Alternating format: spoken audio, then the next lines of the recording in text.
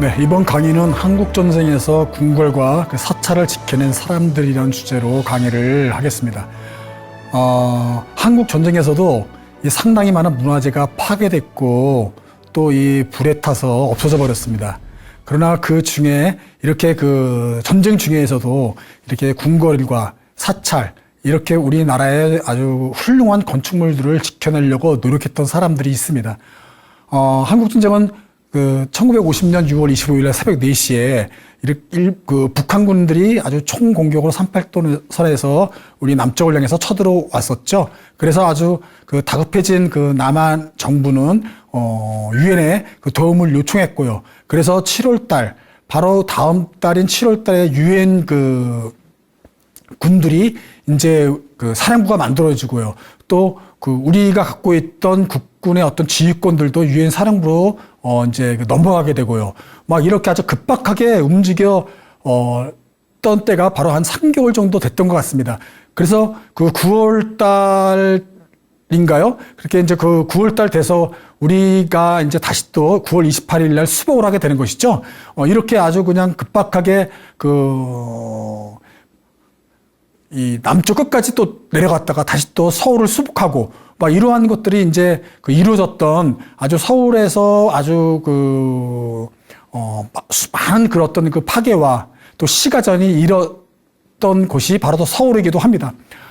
그러하면서 이러한 것들이 이제 그 서울 수복 이후에 아주 지지부단한 이러한 그 공방전이 이제 그 전쟁이 끝날 1953년 때까지 이어지는 것이죠. 그래서 38도선을 중심으로서 밀리고 또 이렇게 이제 이런 전선의 전선이 이제 북으로 남으로 이렇게 막 이제 하는 아주 정말 무서운 이런 전장이 이제 되었던 곳이 바로 38선 이 북은이기도 합니다. 이렇게 그 당시에 많은 3년 동안의 전쟁이 이루어지면서 우리 문화재의 한 40%? 이 정도의 문화재들이 파괴되었다고 해요. 그리고 인명은 한 150만 명이 이렇게 부상, 이렇게 사망, 이렇게 이제 당하고 실종되고 이 정도의 아주 끔찍했던 전쟁이기도 했습니다. 그때 바로 이러한 전쟁 와중에도 우리 서울에 있는 5대 궁궐, 그리고 전국에 있는 많은 이 사찰들이 있습니다. 그래서 서울에 있는 이 궁궐들을 지금 우리가 볼 수 있는 것들은 그러니까 한국 전쟁에서 이렇게 많이 크게 파손되지 않고 그때 조선 후기에 큰 화재가 나고 나서 다시 재건됐을 때 이후의 모습을 우리가 이렇게 지금까지 보고 있었습니다. 왜냐하면 한국 전쟁에서는 그렇게 큰 피해를 보지 않았었거든요. 그러나 이렇게 큰 피해를 보지 않았던 것에서는 상당한 우리 문화재를 사랑하고 지키려고 애썼던 사람들의 노고가 뒤에 숨겨져 있습니다. 또한 사찰도 마찬가지죠. 사찰들이 많이 파괴되었지만 또 상당히 고찰들을 지켜낸 또 인물들이 있습니다. 그 사람들에 대해서 오늘 좀 살펴보도록 하겠습니다. 처음으로 덕수궁입니다. 지금 우리가 덕수궁을 본 모습을 이렇게 보고 있는 이유는 바로 미국인 제임스 해밀턴 대리라는 그런 포병 장교의 어떤 결단, 이런 덕수궁을 포격을 막으려고 했던 이러한 인물이 있었습니다. 그때 당시 그러니까 6.25 전쟁이 터지고 나서 9월 달에 인천 상륙 작전이 이제 성공되는 거죠. 그게 9월 15일인가요? 인천 상륙 작전이 이제 성공이 되면서 서울까지 연합군이 유엔군이 이제 진격을 하게 되고 서울에는 많은 아직까지 남아있는 북한군들이 있었던 것이었죠. 그래서 인천 같은 경우에도 인천 상륙 작전 그 전에 아주 상당한 폭격이 있었다고 그러죠. 엄청난 폭격이 있어가지고 거의 잿더미가 되고 나서 이제 유엔군들이 이제 서울로 진격해 들어오는 것이었죠. 그때 9월 28일 날 서울을 수복하기 전, 그러니까 9월 25일 날 이 제임스 해밀턴 딜이 그때 당시에 자기가 어떻게 취했던 마음, 심정과 행동들을 자기가 수기로 남겨놨 씁니다. 그 수기가 폭파 위기의 덕수궁 뭐 이러한 그 제목으로 국방연구소에서 낸 책에 이제 들어가 있는 것이죠. 그래서 수기의 이렇게 내용을 보면은 이 제임스 해밀턴들이 이제 자기가 그때를 이제 수기에 남긴 게 내가 지금 들으니 이 서울에 이 덕수궁이라는 이 고궁이 있는데 그 고궁이 상당히 오래된 궁궐이고 왕조의 어떤 황제가 있었던 곳으로 알고 있다.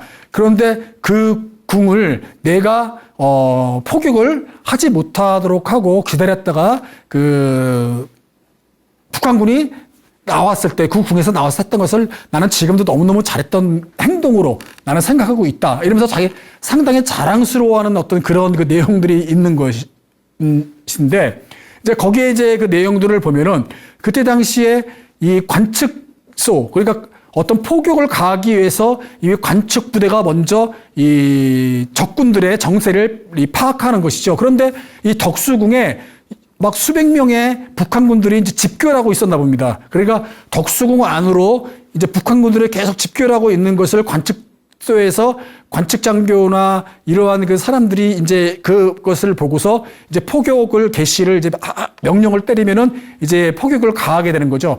그랬는데 그 제임스 해밀턴들은 그때 당시에 포병장교로 중위였나 그랬던 것 같습니다. 그러니까 중위였던 제임스 해밀턴들이 바로 그 관측장교였었던 것이었죠. 이 제임스 해밀턴들은 미 포병 육군학교에서 소위로 있다가 6.25 전쟁 초기에 그 관측부대와 포격부대가 완전 전멸하게 됩니다. 그래서 그 부대가 전멸하게 되고 그 임무를 다시 수행하고자 이 제임스 해밀턴들이 자진해서 그 자원해서 이제 한국에 전쟁을 치르기 위해서 왔다고 합니다. 그래서 중용으로 이제 그 한국전에 이제 치르게 됐고요.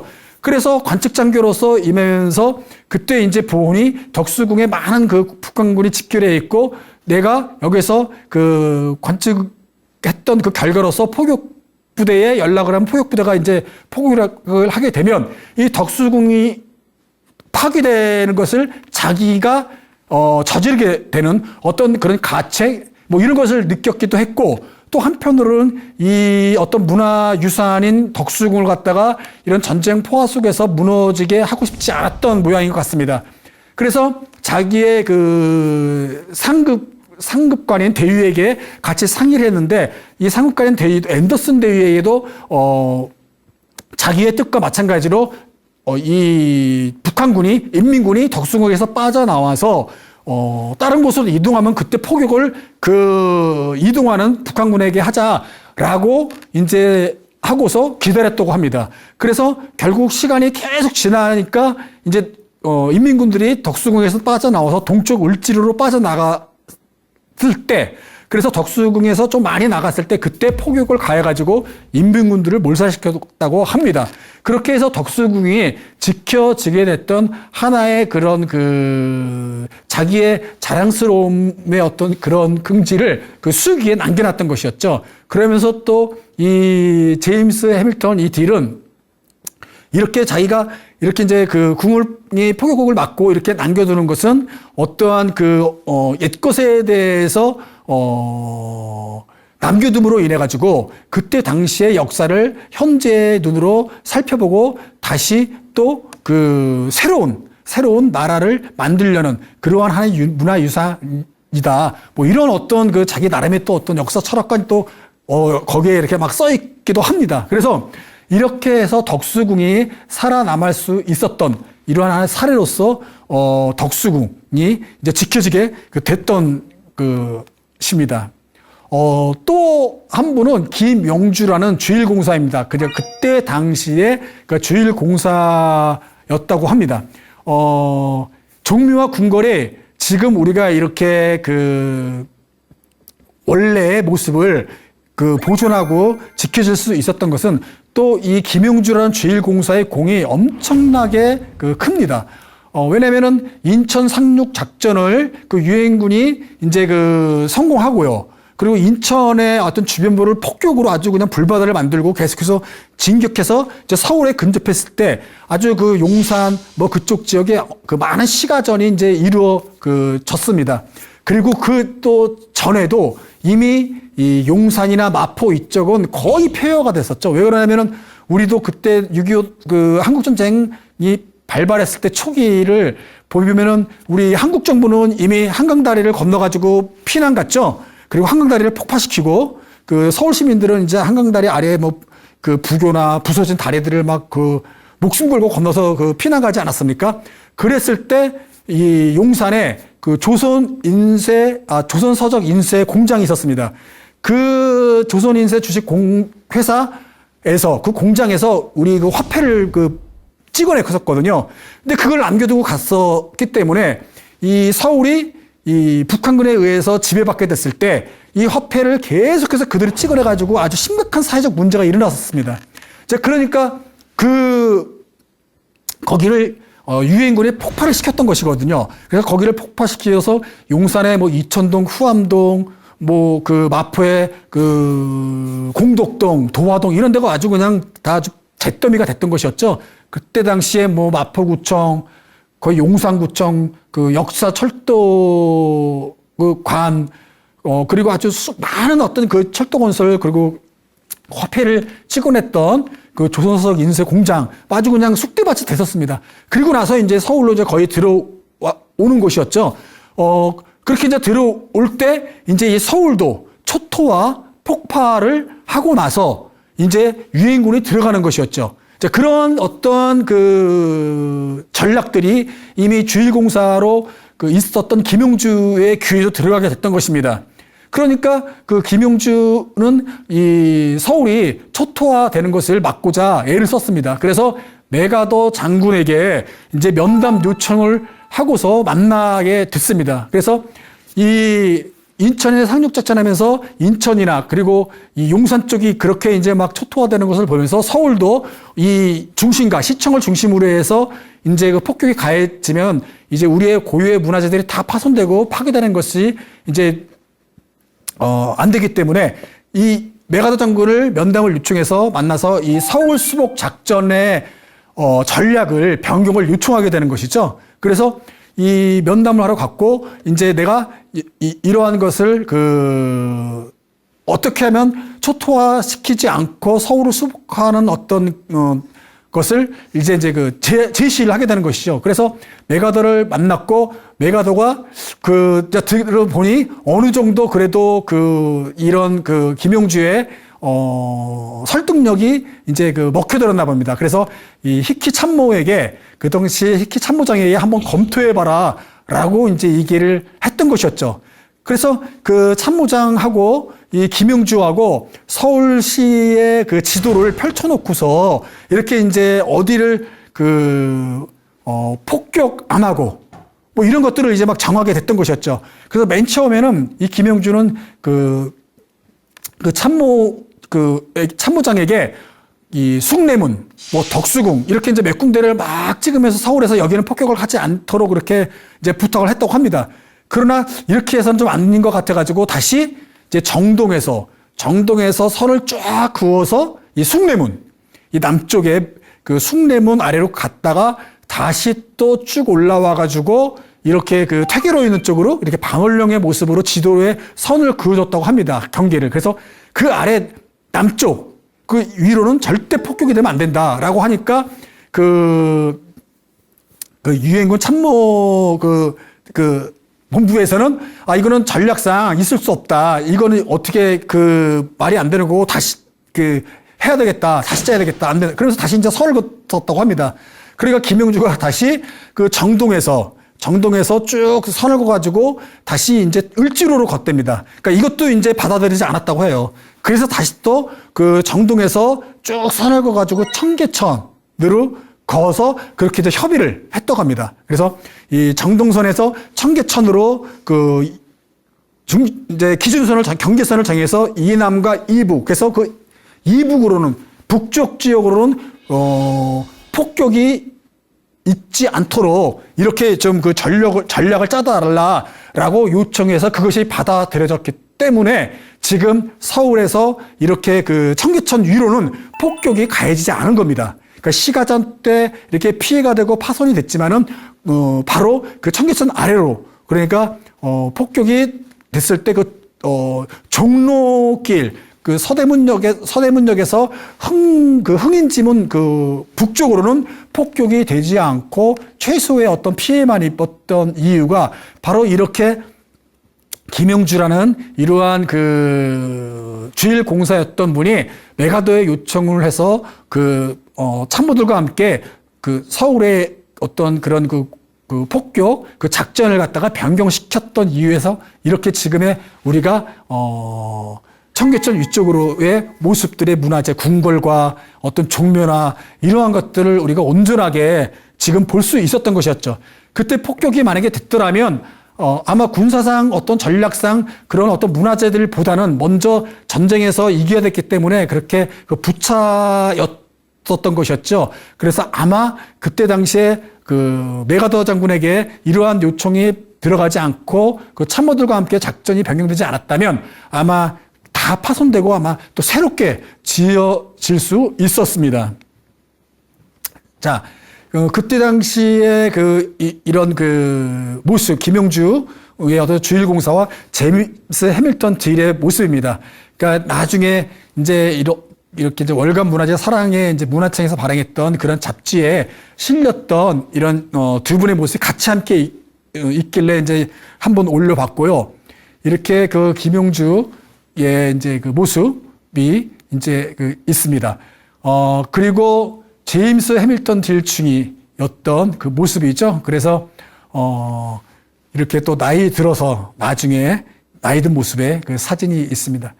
바로 이게 이제 그때 당시가 1951년 3월 23일 그러니까 전쟁이 일어났을 때 그 초기가 아닌 아마 나중에의 이제 모습들이죠.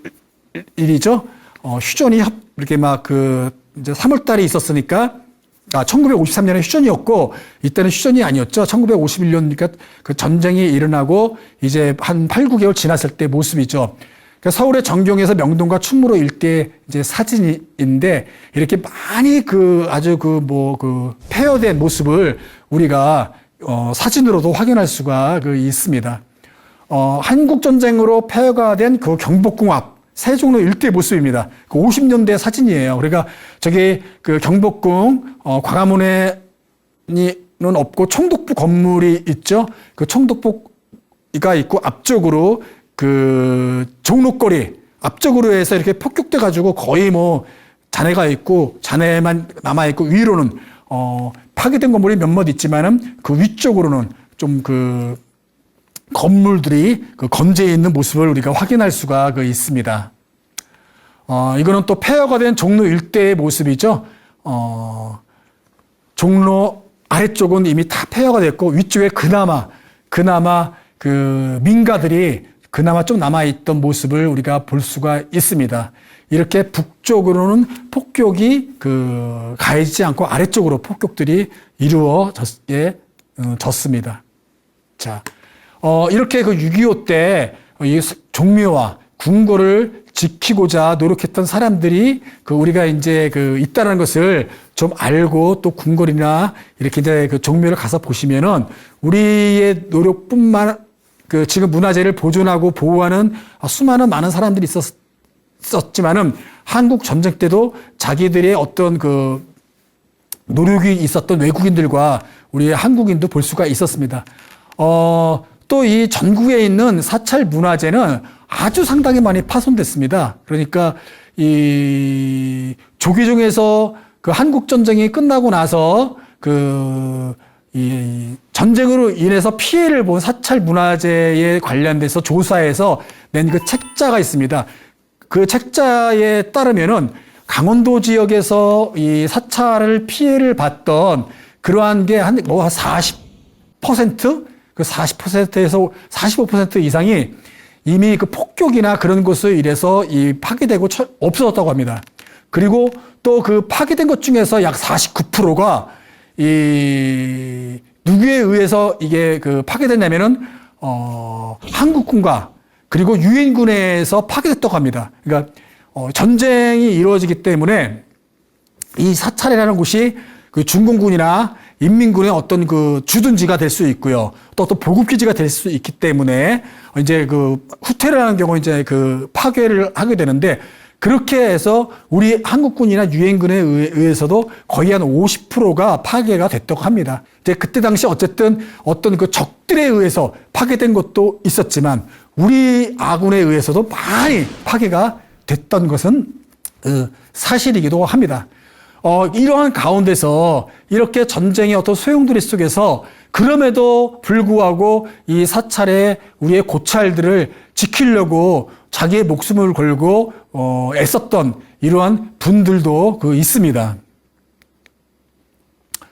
우선 첫 번째로 소개를 해드릴 분은 그 오대산 내 월정사와 그 상원사에 있었던 일입니다. 그러니까 강원도 평창에 그 월정사와 그 상원사가 있죠. 그리고 그 월정사의 말사로 그 상원사가 있습니다. 이 월정사와 상원사는 그 신라 시대 때 만들어졌다고 하죠. 선덕여왕 때 만들어졌던 아주 그냥 오래된, 상당히 오래된 아주 고찰로서 유명하죠. 그리고 당나라 때에 가져왔던 진신사리가 보관되어 있는 정멸보궁이 있고요.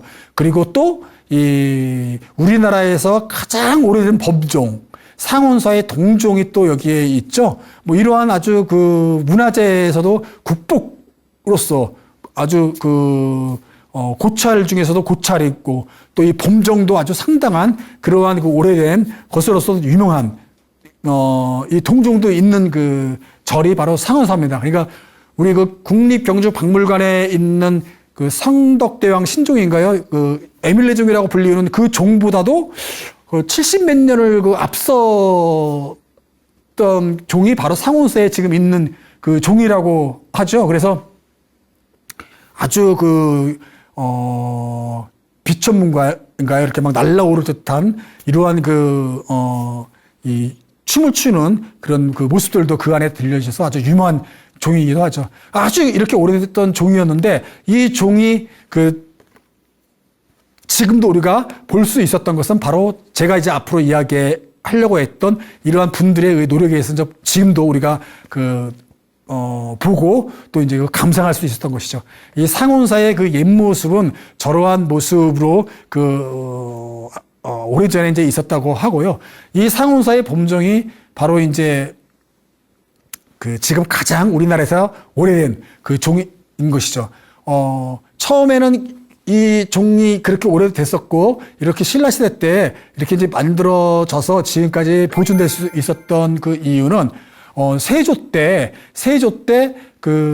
나라가 이제 태조가 건국하고 나서 상당히 그 당시는 성리학, 유교 이념, 그리고 어떤 그런 통치로서의 유교 국가로서 만들려는 분위기, 사회적 기운이 셌기 때문에 그 당시 유생들이 이런 사찰이나 또 이런 범종들을 이렇게 막 파손시키고 불태워버리고 녹이고 막 이렇게 많이들 했다고 합니다. 그러니까 세조가 이 상원사에 있던 이 범종, 그러니까 그 당시에 상원사에 있지는 않았지만 이 범종을 보존시켜라 라고 명을 내렸다고 합니다. 그래서 이 명은 지키려고 했었고요. 그리고 그의 아들 예종이 이 상원사에 이 범종을 보관시켰다고 해요. 그래서 왕실에서 보호했기 때문에 지금까지 이렇게 우리가 보존되어 있는 모습을 볼 수 있었던 것이었죠. 그래서 상원사가 세조의 어찰로서도 이렇게 세조의 명복을 비는 절로도 지냈었다고도 합니다. 이러한 범종이 있었던 곳이 바로 상원사로서 유명했던 절인 거죠. 월정사에 우리의 이제 군인들이 올라가서 월정사를 불태워버립니다. 그러니까 거기를 상부에서 소각하라는 명령을 내린 것이죠. 그래서 월정사의 군인들이 올라가서 거기를 불태워버리고 그것을 불태워버리니까 위에 있던 상원사에서 그 이야기를 듣고 우리 상원사도 이제는 불태울 것을 알고서 이 상원사를 지키고자 이 상원사에 있는 정각들의 이 구들방들을 다 이제 드러냈다고 합니다. 그러니까 구들방을 아예 그냥 다 파괴시키고 또 문짝들을 다 떼어놨다고 해요. 그러면 인민군들이 여기 상온사에 와서 주둔하지 않게끔 만드는 것이죠.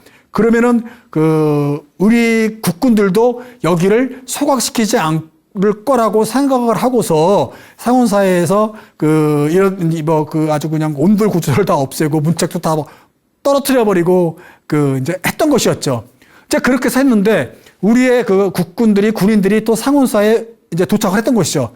그러니까 월정사를 다 불태워 버리고 그다음에 상온사로 와가지고 상온사마저 법당과 이렇게 이제 불을 지르려고 하니까 그때 거기에 하남 스님이 계셨다고 합니다.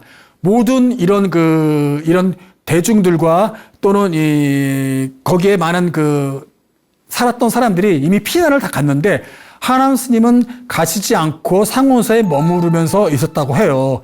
그래서 군인들이 법당을 불 지르려고 하자 이 하남 스님은 이 장삼과 그 가사를 이렇게 이제 걸쳐 입으시고 이 법당 안에 들어가셨다고 합니다. 그래서 이 법당 안에 들어가셔가지고 이제 불을 지르려고 했대요.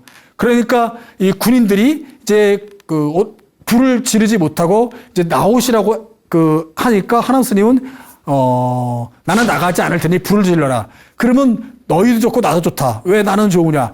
나는 어차피 중이니까 어차피 화장해야 되는데 이렇게 화장을 시켜주니까 나는 너무너무 잘 됐고 그러니까 걱정하지 말라고. 그리고 당신들은 상부의 소각 명령을 이행하게 되니까 너도 좋고 나도 좋으니까 그렇게 해달라고 막 그랬다고 합니다. 그러니까 나는 부처의 제자고 당신은 장군의 부하니 어떻게 하겠느냐. 뭐 그러면서 이제 이렇게 나가지 않고 그 법당에 계속 머무르면서 이제 있었다고 합니다. 그러니까 군인들이 이 하남 스님의 기계에 감복해가지고 이 문짝만 떼놓은 문짝들만 불을 태워서 이거는 나도 상부의 명령을 이행한 거다라고 얘기하면서 상온사에 불을 지르지 소각하지 않았다고 합니다. 그렇게 해서 상온사는 지켜졌고요. 그것은 바로 이 하남 스님께서 자기와 함께 불을 지르면서 나오지 않고 그 안에 계속해서 계셨던 그런 어떤 본인의 이 상온사를 지키려던 애정과 의욕 때문에 그것이 지켜지게 됐던 것이었죠. 이 하남 스님 같은 분은 일제강점기 때도 서울 봉은사에서 계셨고요. 그래서 거기서 계셨다가 상온사로 들어가셔서 한 27년인가요? 그렇게 상온사에서 산문에서 나오지 않았다고 합니다. 그리고 마지막 날 차원잔을 이렇게 이제 그리고 그런 마시고 영면에 드셨다고 하죠. 그래서 전쟁 중인 1951년인가 그때서 이제 열반에 드셨다고 합니다. 자, 그 다음에 또 이제 지리산의 화엄사의 차이력 경무관 공덕배에 대해서 좀 우리가 좀 알아보겠습니다. 지리산 화엄사는 상당히 유명한 사찰이죠. 근데 이 화엄사에 가보시면, 고승도 아닌 경무관, 그러니까 경찰이죠. 차이력 경무관 공덕비가 세워져 있습니다. 그 공덕비도 누가 세워졌냐면은 시인 고운이 시를 지은 겁니다. 그리고 조계종에서 세워준 거예요. 이게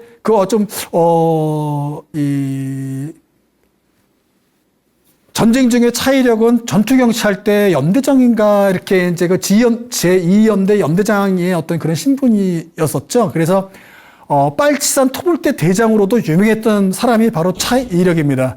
그러니까 이 전쟁이 38도선을 중심으로 한 2년간 밀리고 밀치면서 이런 공방전이 펼쳐지게 될 때 이 남쪽에서 북쪽으로 가지 못한 그런 인민군들과 그리고 이 1948년 여순 순천 반란 사건 때 거기에 있던 포로들이 함께 이제 지리산에 집결해서 지리산에서 백두대간을 타고 이제 위로 올라가려고 하는 것이었죠. 그러나 우리의 아군들이 전부 다 길을 막고 있었고 이제 터보를 하려고 했으니까 이들이 바로 그 아래쪽에서 이제 계속해서 이제 우리의 군경과 이제 치열한 이제 시가전이 벌어지고 막 그럴 때입니다. 그러니까 지리산에도 많은 빨치산들이 그 안에 들어가 있었던 것이었죠. 그러니까 그것을 토벌하기 위해서 차이력 그 당시 연대장이었던 경무관이 이제 이제 그들과 전투를 이제 벌이려고 했던 것입니다. 그리고 그들이 주둔하고 있고 보급기지로 사용할 만한 사찰들을 계속해서 소각해 나가다가 이제 화엄사에 이제 들어가서 이 화엄사를 이제는 소각시키려고 했었을 때였죠. 그런데 이 차이력은 그때 당시에 자기의 그 어머니도 이 화엄사에서 불공을 드렸던 기도처라고 합니다. 그러니까 차마 막 그럴 수는 없고 갈등과 고민을 많이 했었다고 해요. 그리고 직접 또 내장사도 불타는 모습도 봤고 또 막 이렇고 상당히 많은 사찰들이 불에 타 없어졌는데 이 화엄사만은 그래도 이 차이력은 좀 지키고자 좀 이렇게 하려고 했었나 봅니다. 그래서 어떤 그런 그 명령을 따르지 않고 이 화엄사에 있는 문짝들만 떼어내서 그 문짝들만 불을 다 태워서 소화시켰다고 합니다. 그리고 화엄사는 그냥 뭐 이렇게 놔둔 상태로 이제는 철수를 했다고 해요. 그러니까 이 상부에서는 차이력을 보고서 가만둘 수가 없겠죠. 당연히 이 차이력은 이 명령을 이행하지 않았던 것이었죠. 그렇기 때문에 이 차이력은 상당히 뭐라고 그럴까요? 군대에서는 미움이 아니라 이거는 아주 불복종이기 때문에 이 징계를 받을 수밖에 없었던 것이었죠. 그래서 한국전쟁 이후에 이 무공에 대한 훈장들을 수여하게 될 때 이 지리산 토벌대에서 어떤 빨치산을 토벌할 때 태국 무국 훈장회라고 3개가 수여되는데 차이력만 받지를 못합니다. 이렇게 차이력만 받지를 못하게 됐던 것이었죠. 그러나 이 조계종에서는 이 차이력에게 이렇게 막 감사장도 수여하게 되고요.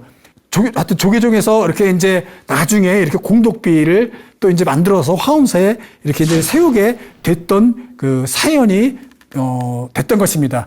이렇게 차이력은 이러한 그런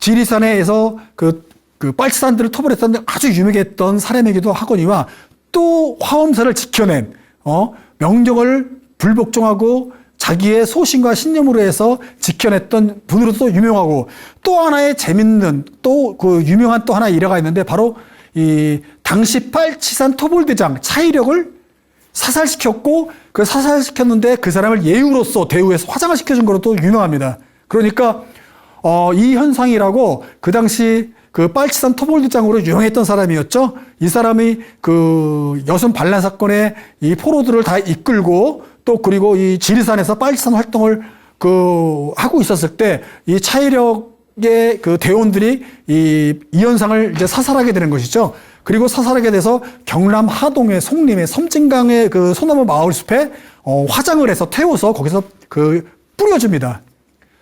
근데 그 소식을 들은 우리 아군 측 정부에서는 당연히 노발대발 났죠.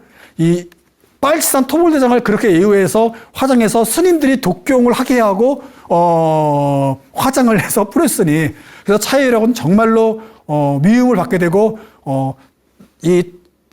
지리산에서 토벌했을 때 태국 무공 훈장이 3개나 수여되는데 차이력은 받지를 못했던 그런 이유이기도 합니다. 이렇게 이 현상에 대한 예우를 갖추어졌던 상당히 품격 있는 이러한 분이 또 차이력 경무관이기도 했습니다. 화엄사 곽항전의 그 당시가 아니라 일제강점기 때 모습입니다. 그러니까 한국전쟁 때도 이렇게 아주 있었겠지요. 그런데 거기가 아무 생각 없이 불태워질 뻔했던 것을 차이력이가 명령을 불복종하고 그대로 보존해서 지금까지도 우리가 저 유명했던 사찰의 모습을 법당을 볼 수 있는 것이죠. 그러니까 중층으로 된 사찰 법전 중에서 가장 오래된 가장 큰 규모가 바로 각항전이라고 하네요. 그러니까 가장 오래된 거는 제가 잘 모르겠고요. 확실하지 않은데 가장 커다란 법당 중에 가장 큰 법당이라고 합니다. 그래서 지금의 각광전을 저렇게 우리가 볼 수 있었던 것은 바로 그런 차이력 경무관에 의해서 모습을 볼 수가 있습니다. 그래서 남북은 총사령관 이현상을 정중히 화장했던 이러한 차이력 경무관으로도 유명했던 분이 차이력 경무관입니다. 그때 당시에 뭐 찍었던 사진이라고 하는데 아마 그때 당시 화엄사에 있던 그 사찰들이 저렇게 모습으로 있었나 봅니다. 차이력 경무관 공독비가 이렇게 세워져 있는 것도 그 화엄사에 가시면 볼 수가 있습니다. 가야산 해인사의 그 장경판정과 고려대장경은 아주 유명한 이러한 우리의 보물이죠. 그러니까 장경판정은 뭐냐면 고려대장경이 들어가 있는 정각입니다. 그러니까 장경판이 이제 세계 우리 문화유산으로 등재되어 있는 거고요. 고려대장경이 세계 기록문화유산으로 등재되어 있는 거죠. 그러니까 우리가 일명 팔만대장경으로 많이 알려져 있죠. 이것이 가야산 해인사에 있습니다. 자, 이 가야산 해인사가 또 폭격을 당하지 않고 지금까지 우리가 장경판정과 고려대장경이 세계문화유산으로 등재되어 있고 또 우리가 가서 볼 수 있게 된 그러한 또 이 연유가 또 있습니다. 이 가야산 해인사에는 이 지리산의 화엄사와 마찬가지로 이 빨치산들이 상당히 많이 여기에 있었고요. 그리고 또 후퇴하지 못한 인민군들이 남아서 여기서 계속해서 전투를 벌이고 있었습니다. 그래서 우리의 많은 군경들이 이제 전투가 이루어져 있기도 하고요. 또 게릴라전이 하도 많이 벌어졌기 때문에 그들이 각 있는 주둔지에 폭격을 많이 가했습니다. 그래서 가야산 해인사에도 여러 번의 폭격이 가해졌습니다. 그래서 이렇게 많이 가해졌음에도 이렇게 가야산 해인사가 살아남을 수 있었던 이유는 또 한 유명한 인물이 있습니다. 이제 해인사가 또 인민군과 빨치산들의 주둔지로 있게 되니까 이 상부에서 이 장지량이란 전투비행단 작전 참모였죠. 그때 당시에 중령인가 그랬었는데 이 전투비행단의 경남 상주에 있었던 상천인가요? 상주에 있었던 이 장지량이 전투비행단의 작전 참모로 있었는데 이 장지량에게 이제 명령이 떨어진 거죠. 해인사 폭격을 이제 명한 겁니다. 근데 장지량은 해인사를 폭격하지 않고 또 고민하고 갈등하기 시작했던 거예요. 내가 여기를 폭격을 하면 해인사가 이 고찰이 또 다 없어지고 그 안에 고려대장경 그리고 장경판정도 다 없어지게 되는데 차마 내가 내 손에 의해서 그렇게 할 수가 없기 때문에 이 사람이 또 명령을 따르지 않고 질질 지연시킵니다. 자기 판단에는 해인사회가 어떤 식량 보급기지, 그러니까 식량이 없기 때문에 분명히 해인사에 들어온 것 같고, 여기에 오래 머무르지 않고 분명히 다시 또 산속으로 들어갈 것 같으니까, 이 장제랑은 폭격을 하지 않고 있던 겁니다. 그런데 해인사에 아주 상당히 많은 또 인민과 빨치산들이 거기에 집결을 했나 봅니다. 그러니까 위에서는 폭격을 하는데 장제랑은 질질 끄다가 밤까지 끌었습니다. 그래서 밤까지 끌고 있으니까 이제 비행기가 못 뜨게 됐고요. 그래서 그 다음날 되니까 거기 안에 있던 인민군들이 해인사에서 빠져나와서 이제 산속으로 이제 이동을 이렇게 했다고 합니다. 그러니까 해인사에서 많이 떨어져 있어서 산속으로 들어갔을 때 장지량은 그때서야 비행단을 꾸려서 폭격을 했다고 해요. 그래서 아주 커다란 혁혁한 공을 세웠습니다. 그리고 또 해인사도 멀쩡하게 피해를 받지 않고 해인사가 보존되어 있었던 것이죠. 그래서 장지량은 명령은 따르지 않았고 해인사는 살렸고 또 인민군들은 모두 이제 폭격을 통해서 몰살을 시켰던 겁니다. 그러나 미국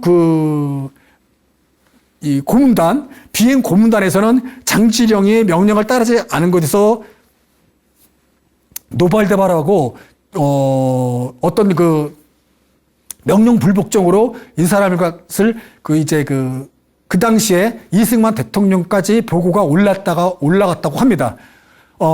그래서 이승만 대통령은 그 소식을, 보고를 받고, 그 장지량을 붙잡아서 사살시키라고 했어요. 그러니까 장지량은 자기는 목숨을 걸고 행사를 살렸고, 결과적으로 인민군도 다 어떤 폭사시켰지만은, 미군들에 의해서 그 명령 불복종으로 해가지고, 이제는 그 사살 명령이 떨어진 거죠. 그런데 다행히 그때 당시에 공군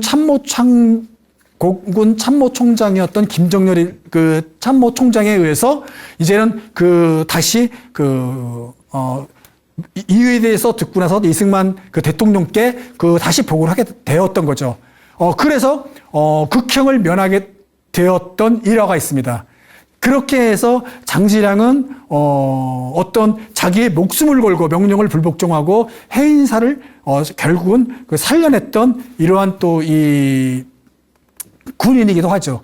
이렇게 우리 한국전쟁 때 많은 이런 외국인 군인들, 그리고 또 우리의 또 많은 군인들, 이러한 분들이 문화재를 사랑했던 어떠한 그런 애정의 모습으로 자기의 소신과 신념을 버리지 않고 지켰기 때문에 지금 우리가 많은 문화재들을 볼 수 있고, 대표적인 종묘와 궁궐과 고찰이었던 이 사찰들을 우리가 지킬 수 있게 됐습니다.